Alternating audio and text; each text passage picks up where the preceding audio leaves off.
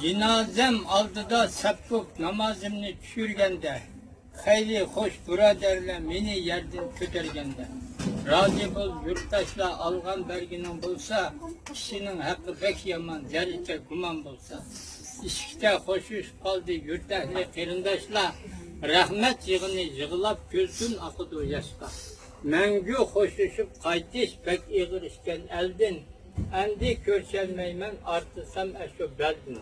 Ben ceretkelik beldin artık ettim körselmeyin. Sılık götürüp mangın, tellerim aramazsın. Yerlikte düşürgende iştet kılsasın. Avara kılıp koydum eşek çıkallarını.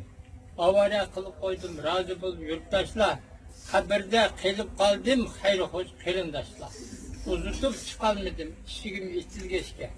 Gel sözümü kılalmadım yenigim çitilgeçke. Kaçarga yerlerim yoktu daldıga alay desem. Mümkün bulmadı herkes ayrılıp kalay desem. Mengü ayrılışaman ayrılgandı bilgeysen. İbret almışsan adil ölgen çağ kör gelsen. Üçüncü şiirimiz